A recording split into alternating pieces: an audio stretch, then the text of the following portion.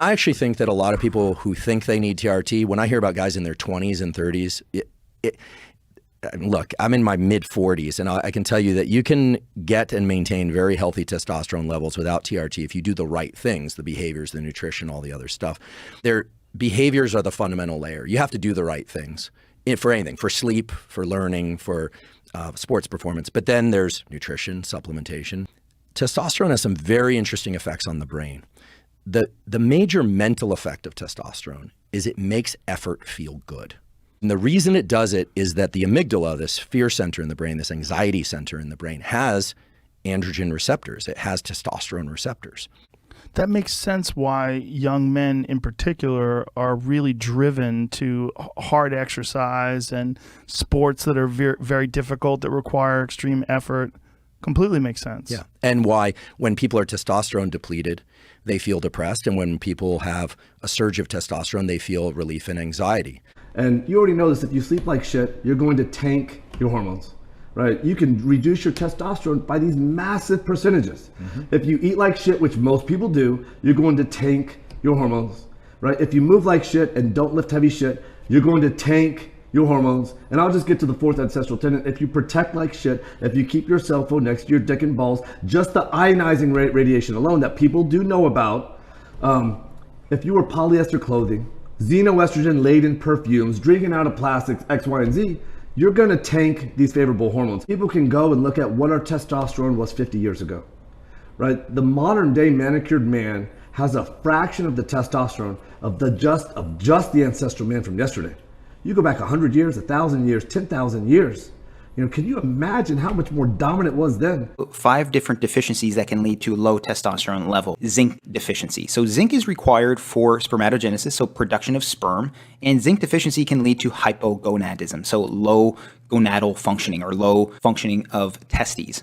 The second type of deficiency is selenium deficiency. So selenium is actually required for testosterone biosynthesis, so the production of testosterone. Vitamin E deficiency. This seems to be more due to its influence with zinc, so vitamin E may help prevent zinc deficiency. So if there's a vitamin E deficiency, could also be associated with a zinc deficiency as well. Vitamin D deficiency is the next type of deficiency that could lead to a low testosterone level.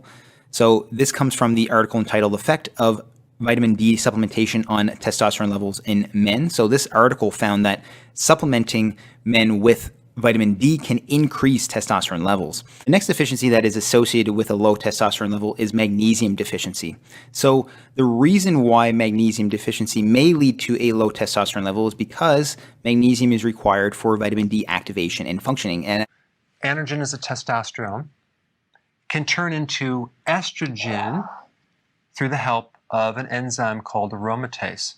So in your body, if you have too much of this hormone, your testosterone is going to turn into estrogen. And you're going to start to have an imbalance where the estrogen is going up and the testosterone is going down. One effect of that is breast tissue. Another symptom would be depression, anxiety, and decreased libido.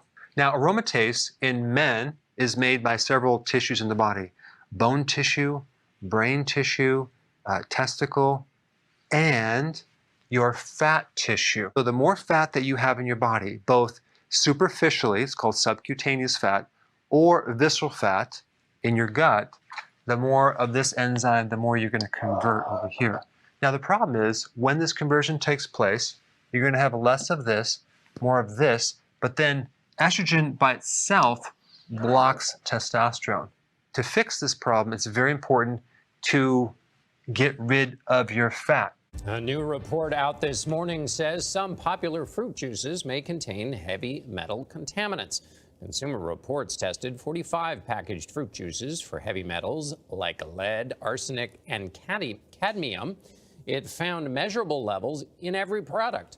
Long-term exposure to these metals could cause some serious health risks like kidney disease and certain types of cancer. What are the most bang for your buck things that people can do to improve testosterone and sex drive? The best thing to increase testosterone is to lower cortisol. So anything that lowers cortisol will increase testosterone. So for example, diminishing the amount of radiation exposure like cell phones, computer use, blah, blah, blah. High zinc high protein containing foods, i.e. meat. There's a lot of research that backs up meat consumption for improving testosterone. The quality of the meat makes a big difference. So consider this before thinking about TRT. Would you rather treat the symptom or the root cause? Because if you treat the root cause, it often optimizes the symptom. TRT is treating the symptom, not the root cause. So through proper lab testing and finding out what the deficiencies and dysfunctions are from everything that I just included in this video, and then how to properly treat it through nutrition, fitness, and lifestyle implementation, you can often treat the root cause to optimize the symptom.